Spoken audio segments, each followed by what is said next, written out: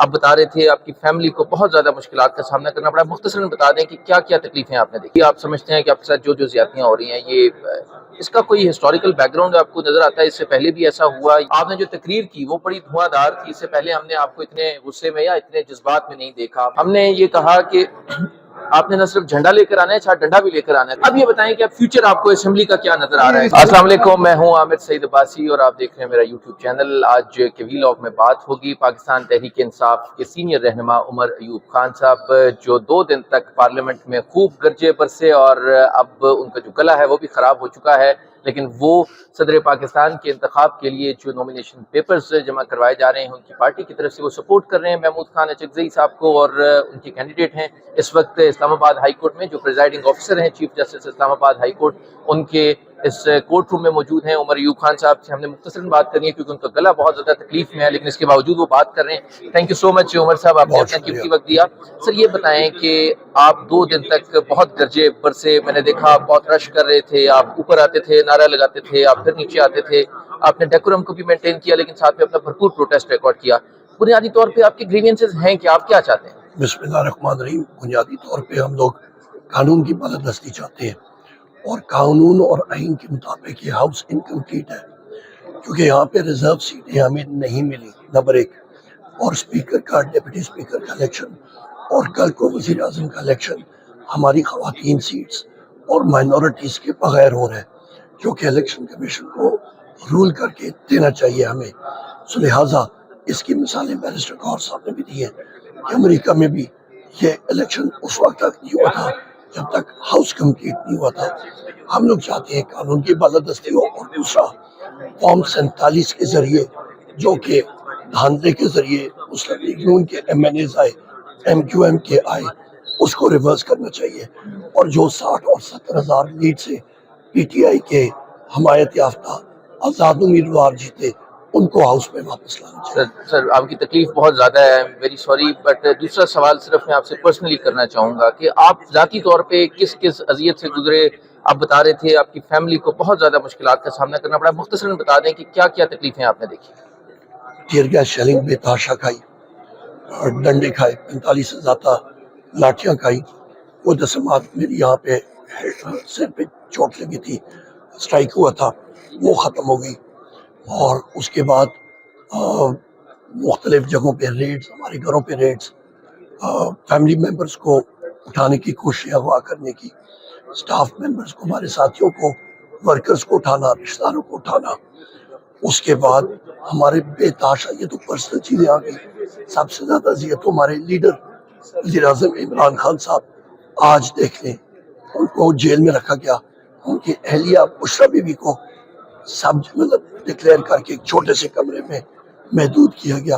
ان کے کھانے کا مسئلہ, ان کے ڈائٹ کا مسئلہ, شاہ محمود قریشی صاحب, چودھری پرویز الہی صاحب, یاسمین راشد صاحب, آپ کے عالیہ حمزہ صاحب, ہمارے اعجاز چودھری صاحب, ہمارے کتنے زیادہ ساتھی جو ہے, محمود الرشید صاحب, ضیف العمر لوگ ہیں سارے, عمر چیمہ صاحب, کتنے لوگ ہیں جیل میں, ورکرز, ان ساروں کو ہم نے رہا کرنا ہے.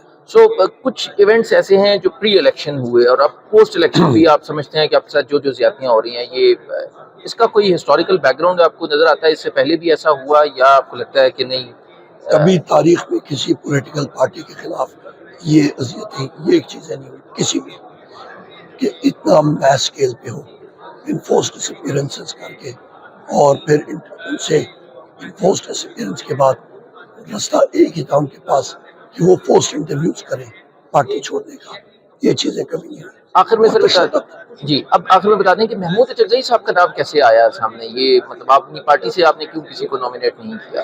ہم لوگ چاہتے ہیں, اور ہمارے قائد عمران خان صاحب چاہتے ہیں کہ ایک ہیلنگ ٹچ ہونا چاہیے چھوٹے صوبے سے. میرا خود اپنا تعلق خیبر پختونخوا سے ہے, بلوچستان میں ایک ہیلنگ ٹچ ہونا چاہیے, ملک کو آگے بڑھنا چاہیے, یکجہتی ہونی چاہیے. اور محمود خان اچکزئی صاحب نے بات کی ہے قانون اور آئین کی بالادستی کے لیے, اس لیے ہم لوگ ان کو نامینیٹ کر رہے ہیں. تھینک یو سو مچ. یہ تھے عمر ایوب خان صاحب جو بتا رہے تھے کہ کیوں انہوں نے محمود خان اچکزئی صاحب کو نامینیٹ کیا, اور اس کے ساتھ ساتھ انہوں نے یہ بھی بتایا کہ جو تکالیف سے وہ گزرے اور جو پارلیمنٹ میں انہوں نے تقاریر کی اور جو مطالبات پیش کیے ان کی وجوہات کیا. آج اسلام آباد ہائی کورٹ میں صدارتی امیدوار پاکستان تحریک انصاف کے محمود خان اچکزئی کینڈیڈیٹ ہیں، ان کے نامینیشن پیپر جمع کروا دیے گئے ہیں۔ اس موقع پر ہمارے ساتھ موجود ہیں ڈپٹی اسپیکر قومی اسمبلی کے پاکستان تحریک انصاف کے امیدوار جنید اکبر خان صاحب، جنہوں نے کل قومی اسمبلی میں بڑی دھواں دار تقریر کی اور وہ تمام چیزیں بھی بیان کی جو بہت سے پی ٹی آئی کے ایم این ایز نہیں کر رہے تھے۔ جنید صاحب تھینک یو سو مچ سر، آپ نے اپنا قیمتی وقت دیا۔ صحیح فرمائیے گا، آپ نے جو تقریر کی وہ بڑی دھواں دار تھی، اس سے پہلے ہم نے آپ کو اتنے غصے میں یا اتنے جذبات میں نہیں دیکھا، وجہ کیا تھی اس تقریر کی؟ اصل میں اس سے پہلے ہمارے ساتھ یہ جبر اور ظلم نہیں ہوا تھا۔ پہلی دفعہ موقع ملا جو 9 مہینے بلکہ اس سے زیادہ جو ہم لوگوں نے، ہمارے ورکر نے اور ہماری قیادت نے جو تکلیف گزاری تھی تو اس کا ریئیکشن تھا۔ تو یہ تو میرا نہیں خیال کہ یہ اسمبلی اس طرح چلی جائے گی، کیونکہ جو جس طرح ہمارے ساتھ ظلم ہوا ہے، ہمارے ورکر کے ساتھ ظلم ہوا ہے، جس طرح یہ اسمبلی بنا دی گئی کسی کی سپورٹ سے، جو 60-70 ہزار ووٹوں سے ہارے ہوئے لوگوں کو اسمبلی میں لے کے آئے، تو صرف یہ میری نہیں، ہر بندہ جب اس کو موقع ملے گا تو انشاءاللہ تعالی اسی طرح کا جو پیغام ملے گا ان لوگوں کو۔ سر یہ بتائیں کہ جو اعتراض ہوتا ہے، ایک تو یہ اعتراض ہوتا ہے کہ کے پی کے میں آپ کیسے جیت گئے سارے، تو اس کی کو وجوہات بتائیں نا کہ وہ کہتے ہیں کہ آپ اگر کہتے ہیں پنجاب میں دھاندلی ہوئی اور پی ٹی آئی ہار گئی، تو کے پی کے میں پی ٹی آئی جیتی ہے تو وہاں دھاندلی نہیں ہوئی؟ نہیں، ہم نے جو کی پی میں، چونکہ وہاں پر تو آپ کو پتا تھا کہ پی ٹی آئی کا گڑھ ہے کی پی میں، تو ہم نے جو کمپین کیا تھا تو ہم نے ووٹ مانگنے کا کمپین نہیں کیا تھا، ہم نے ووٹ کی تحفظ کا کمپین کیا تھا کہ ہم نے ووٹ کا تحفظ کس طرح کرنا ہے۔ سارا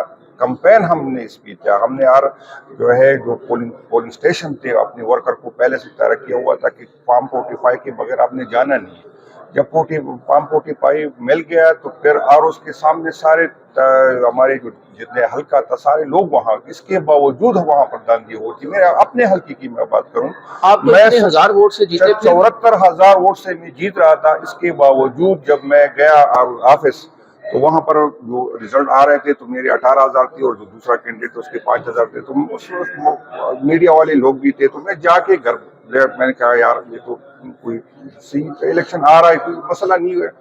یقین کرے جب میں لے گیا تو ایک بندہ میرے پاس ہے، اس نے کہا کہ یار مجھے اطلاع ہے کہ یہ ریزلٹ چینج کرے۔ میں حیران رہ گیا، میں نے کہا 70-80 ہزار سے تو مجھے اندازہ ہے کہ میں اس کو ہروا رہا ہوں نا، تو یہ کس طرح سے؟ یقین کرے جب میں آر واپس گیا تو وہاں پر جو ریزلٹ جو 2 گھنٹے پہلے 18,000 کا تھا وہاں پر رکا تھا اور نئے فارم 45 بن رہے تھے۔ پھر ہم نے ورکر کو اکٹھا کیا اور 7 جو ہے پریزائڈنگ افسر کو کمرے میں بند کیا، جس جو نئے 7 جو ہے فارم 45 پھر ہم نے پاڑ دیے جو نئے بن رہے تھے۔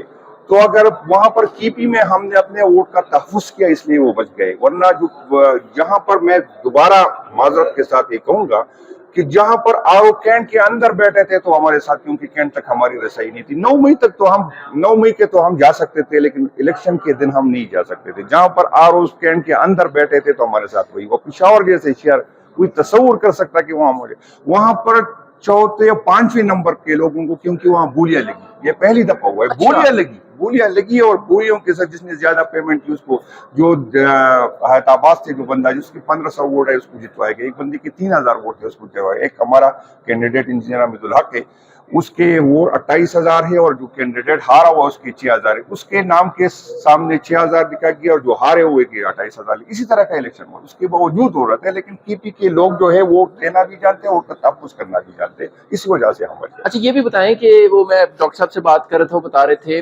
کہ ہم نے یہ کہا کہ آپ نے نہ صرف جھنڈا لے کر آنا ہے، چھاٹ ڈنڈا بھی لے کر آنا ہے، تو کیا ایسا ہی ہوا؟ بالکل اسی طرح ہوا ہے۔ ہم نے کیونکہ 9 مئی کے بعد جو ریاست کی جبر ہم نے جو برداشت کی، صرف اس لیے برداشت کی کہ یہ لوگ الیکشن تک آئے، تو ہم نے اپنے ورکر کو کہا تھا کہ 5 بجے تک آپ نے سب کچھ برداشت کرنا ہے، 5 بجے کے بعد آپ نے نہیں برداشت کرنا، آپ نے الیکشن دینا ہے، آپ نے جس طرح کا رویہ ہوگا اسی کا جواب اسی طرح دیں گے، قانون پہ عمل کریں گے تو قانون پر عمل کریں، کوئی قانون توڑے گا تو ہم قانون توڑیں گے، تو اس کے بعد اسی وجہ سے عمل کریں اور تبھی آپ لینڈ سلائڈ بھی ہوئے۔ اب یہ بتائیں کہ اب فیوچر آپ کو اسمبلی کا کیا نظر آ رہا ہے؟ اس اسمبلی کو ہم مانتے ہی نہیں، اس کا کوئی فیوچر ہے نہیں، اس کی نہ قانون سازی ہم مانتے ہیں، اس اسمبلی کو مانتے ہیں، جو لوگ ہارے ہوئے لوگ اس کے نمائندہ ہے نہیں، قوم کی نمائندہ نہیں، وہ کس طرح قانون سازی کرتے؟ تو یہ نہ ہم اس کو قانون سازی کریں گے نہ قانون سازی کرنے دیں گے۔